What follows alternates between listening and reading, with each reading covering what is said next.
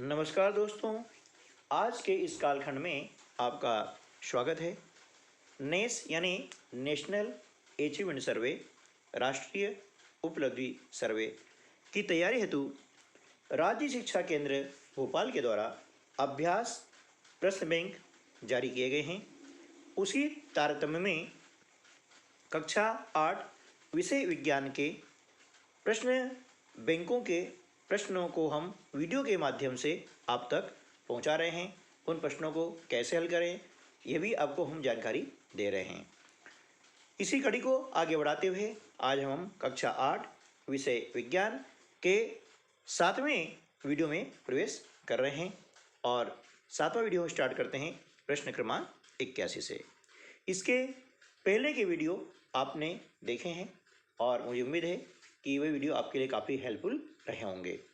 यदि नहीं देखे हैं तो इस वीडियो के डिस्क्रिप्शन बॉक्स में उसकी लिंक दी गई है, जहां से आप उन्हें देख सकते हैं। तो चलिए शुरू करते हैं आज का वीडियो प्रश्न क्रमांक 81 से। प्रश्न है, एक वस्तु से दूसरी वस्तु पर विद्युत आवेश को स्थानांतरित करना है। इसके लिए दोनों वस्तुओं को संयोजन किया जाना है, मतलब जोड़ा जाना है। किससे? ए सूती धागे से, बी प्लास्टिक की डोरी से, सी तांबे के तार से, डी रबड़ के छल्ले से। तो देखिए, विद्युत आवेश स्थानांतरित करने के लिए जो हम पदार्थ लेते हैं या जो वस्तु लेते हैं वह विद्युत की सुचालक होना चाहिए, है ना।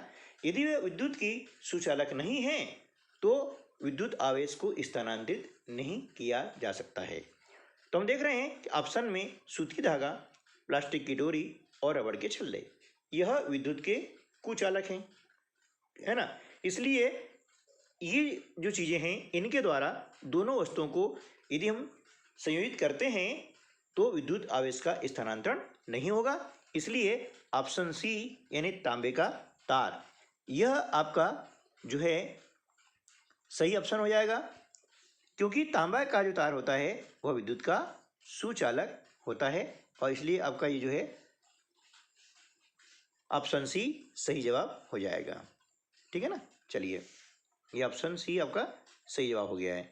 प्रश्न क्रमांक 82, क्या होता है जब जल वाष्प बनती है और बारिश की बूंदों के रूप में तरल रूप में बदल जाती है? तरल मतलब जैसे पानी होता तरल, है ना, इस टाइप से लिक्विड, है ना। तो ऑप्शन है ए गर्मी अवशोषित होती है, बी गर्मी छोड़ी जाती है, सी गर्मी पहले अवशोषित होती है और छोड़ी जाती है, डी गर्मी पहले छोड़ी जाती है और फिर अवशोषित होती है। तो देखिए, जब जल वाष्प बनती है और बारिश की बूंदों रूप में वो लिक्विड फॉर्म में बदल जाती है, तो कब बदल जाती है? जब गर्मी पहले अवशोषित होती है और छोड़ी जाती है। तो ऑप्शन सी जो है आपका क्या हो जाएगा? सही जवाब हो जाएगा, है ना। ऑप्शन सी क्या हो जाएगा? सही जवाब, और हमने इस पर निशान लगा दिया है। ठीक है ना। चलिए नेक्स्ट है प्रश्न क्रमांक 83 है, निम्नलिखित में से कौन सी घटना भूकंप का कारण बन सकती है? 3 घटनाएं दी गई हैं। 1 पृथ्वी की प्लेटें, 2 ज्वालामुखी विस्फोट, तीसरा है भूमिगत परमाणु विस्फोट। तो देखिए, भूकंप का जो कारण बन सकती है वे घटनाएं होंगी पृथ्वी की प्लेटें, ज्वालामुखी विस्फोट और भूमिगत परमाणु विस्फोट, यानी तीनों जो हैं यह भूकंप का कारण हो सकती है। इसलिए आपका ऑप्शन जो डी है वह सही जवाब हो जाएगा। ठीक है। चलिए नेक्स्ट क्वेश्चन लेते हैं। प्रश्न क्रमांक 84, कुछ माध्यमों की सूची नीचे दी गई है। पहला लकड़ी, दूसरा जल, तीसरा वायु, चौथा निर्वात। इनमें से किन माध्यमों में ध्वनि गमन कर सकती है? तो देखिए, ध्वनि गमन करने के लिए माध्यम की आवश्यकता होती है। ध्वनि क्या होती है? यांत्रिक तरंग होती है, जिसे ठोस, द्रव, गैस और प्लाज्मा में ध्वनि का संचरण हो सकता है, लेकिन निर्वात में ध्वनि का संचरण नहीं होता है, यानी ध्वनि गमन नहीं कर सकती है। ठीक है ना। तो निर्वात में ध्वनि गमन नहीं कर सकती है, इसलिए ऑप्शन आपका सही क्या हो जाएगा, बी, है ना। ऑप्शन आपका बी जो है सही हो जाएगा कि केवल 1 2 3, एक यानी लकड़ी, जल और वायु, इसमें जो है ध्वनि गमन कर सकती है। ठीक है ना, ये ऑप्शन आपका बी सही हो गया है। अगला प्रश्न लेते हैं। एक्स एक भौतिक इकाई है जो किन्हीं दो सतहों के बीच स्नेहक के प्रयोग से घट जाती है। स्नेहक यानी चिकनाई युक्त पदार्थ जो होता है उसे बोला जाता है स्नेहक, है ना, जैसे ग्रीस, ऑयल।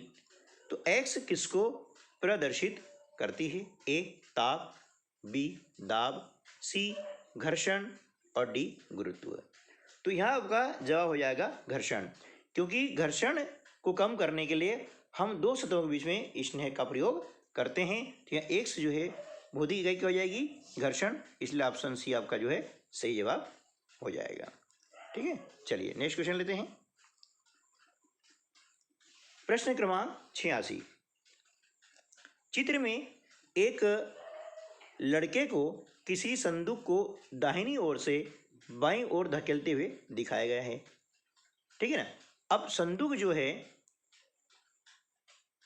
संदूक पर घर्षण बल कार्य करने की दिशा होगी, कौन सी दिशा होगी ये आपको बताना है। ठीक है ना, घर्षण बल के कार्य करने की दिशा कौन सी होगी। देखिए चित्र में आप देख रहे हैं एक लड़के को किसी संदूक को दाहिनी ओर से बाईं ओर धकेलते हुए दिखाया गया है। संदूक पर घर्षण बल कार्य करने की दिशा कौन सी होगी? ए दाहिनी ओर से बाईं ओर, बी बाईं ओर से दाहिनी ओर, सी ऊपर से नीचे की ओर, डी नीचे से ऊपर की ओर। तो देखिए लड़का दाहिनी ओर से बाईं ओर धकेल रहा है, यानी घर्षण बल उसके विपरीत कार्य करता है। तो घर्षण बल क्या होगा, बाईं ओर से दाहिनी ओर जो है कार्य करेगा, इसलिए ऑप्शन बी जो है आपका सही जवाब हो जाएगा। ठीक है, चलिए नेक्स्ट क्वेश्चन। जब जो वस्तुएं जो एक दूसरे के संपर्क में हैं एक दूसरे के सापेक्ष गति करें, गति करने की प्रवृत्ति रखें, तो घर्षण बल तभी कार्य करता है जब ए दोनों वस्तुएं ठोस हों, बी एक वस्तु ठोस हो तथा दूसरी द्रव हो, सी एक वस्तु ठोस हो तथा दूसरी वस्तु गैस हो, डी वस्तु की ठोस, द्रव, गैस अवस्था पर निर्भर नहीं करता है। तो देखिए जब दो वस्तुएं एक दूसरे संपर्क में हैं और वह एक दूसरे के सापेक्ष गति कर रही है, तो वहाँ पर वे वस्तुएं किस अवस्था में हैं यह निर्भर नहीं करता है घर्षण बल के लिए, यानी घर्षण बल वहाँ भी कार्य करेगा, इसलिए ऑप्शन डी जो है वह आपका सही जवाब हो जाएगा। ठीक है ना, ये ऑप्शन डी आपका सही जवाब हो गया है। नेक्स्ट क्वेश्चन है प्रश्न क्रमांक 88। ध्रुव तारा सभी मौसमों में स्थिर क्यों दिखाई देता है? ए यह अपनी धुरी पर घूमता नहीं है, बी यह भूमध्य रेखीय अक्ष पर स्थित होता है, सी यह पृथ्वी के उत्तरी ध्रुव की अक्ष पर स्थित होता है, और डी यह सभी तारों में सबसे दूर है। देखिए सारे तारों की स्थिति मौसम अनुसार बदलती रहती है, लेकिन ध्रुव तारा हमेशा स्थिर होता है, चाहे मौसम कोई सा भी हो। क्यों होता है? क्योंकि यह पृथ्वी के उत्तरी ध्रुव की अक्ष पर स्थित होता है, इसलिए आपका जो ऑप्शन सी है वह सही हो जाएगा। ठीक, नेक्स्ट क्वेश्चन लेते हैं। मान लीजिए कि पृथ्वी तथा मंगल के बीच में एक नया ग्रह खोजा गया है, इसका आवर्तकाल होगा, क्या होगा? ए मंगल के आवर्तकाल की अपेक्षा कम, बी मंगल के आवर्तकाल की अपेक्षा अधिक, सी पृथ्वी एवं मंगल के आवर्तकाल के बराबर, डी पृथ्वी एवं मंगल के आवर्तकाल की अपेक्षा कम। तो इनमें से सही जवाब क्या हो जाएगा कि मंगल के आवर्तकाल की अपेक्षा कम, क्योंकि वह मंगल के पहले हैं, है ना, तो उसका आवर्तकाल भी कम होगा, इसलिए ऑप्शन ए जो है सही जवाब हो जाएगा। ठीक है ना। चलिए नेक्स्ट प्रश्न क्रमांक 90। यहाँ देख रहे हैं दो कॉलम दिए गए हैं।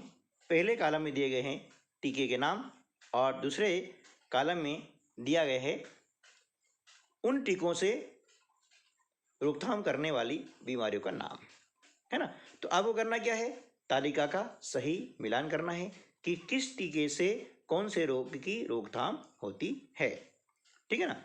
तो हम देखते हैं कि जो बीसीजी टीका होता है इससे टीबी जो रोग होता है उससे रोकथाम होती है।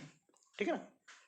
और ओपीवी यानी पोलियो ड्रॉप, है ना, पोलियो ड्रॉप से क्या होता है, पोलियो रोग की रोकथाम होती है। खसरा, इसका टीका लगाने से क्या होता है कि आपका खसरा और रूबेला रोग होता है उससे रोकथाम होती है। और डीपीटी जो रोग टीका होता है इससे डिप्थीरिया और काली खांसी से रोकथाम होती है। और यह जो मिलान है ये ऑप्शन बी में दिखाई दे रहा है, इसलिए ऑप्शन बी जो है आपका सही उत्तर हो जाएगा। ठीक है। चलिए नेक्स्ट क्वेश्चन लेते हैं 91। बूझो के घर में अप्रैल माह 2020 की बिजली बिल की राशि अन्य माह की तुलना में अधिक आई। बूझो को विद्युत ऊर्जा खपत करने तथा बिजली बिल की राशि कम आने हेतु क्या प्रयास करना चाहिए। ए, वातानुकूलित यंत्र यानी एसी का अधिक उपयोग करके। बी, अनावश्यक रूप से विद्युत उपकरणों को चालू अवस्था में रखना। सी, ऊर्जा के वैकल्पिक स्रोतों को अपनाकर। डी, कूलर पंखों का अधिक उपयोग करके। तो देखिए यदि बिजली बिल हमें कम करना है तो क्या करना होगा कि ऊर्जा के जो वैकल्पिक स्रोत हैं उनको अपनाना होगा, इसलिए ऑप्शन सी जो है वह सही जवाब हो जाएगा। ठीक है। चलिए नेक्स्ट हम क्वेश्चन लेते हैं। प्रश्न क्रमांक 92। निम्नलिखित में से कौन सा वाक्य व्युत्क्रमानुपाती क्रमानुपाती संबंध प्रदर्शित करता है। व्युत्क्रमानुपाती मतलब एक का मान बढ़ेगा दूसरे का मान घटेगा, यदि एक का मान घटता है तो दूसरे का मान बढ़ता है। ठीक है ना, ये कहलाएगा व्युत्क्रमानुपाती यानी रेसिप्रोकल।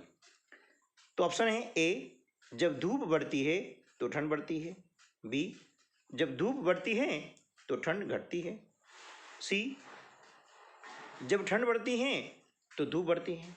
डी, जब ठंड घटती है तो धूप घटती है। तो देखिए इसमें ऑप्शन बी आपका सही जवाब होगा कि जब धूप बढ़ती है तो ठंड घटती है, क्योंकि धूप से ऊष्मा यानी गर्मी का संचार होता है ना। अब जो गर्मी का संचार हो जाएगा तो ठंड क्या हो जाएगी, कम हो जाएगी यानी घट जाएगी, इसलिए ऑप्शन बी जो है आपका सही जवाब हो जाएगा। ठीक है। चलिए नेक्स्ट क्वेश्चन लेते हैं। प्रश्न क्रमांक 93।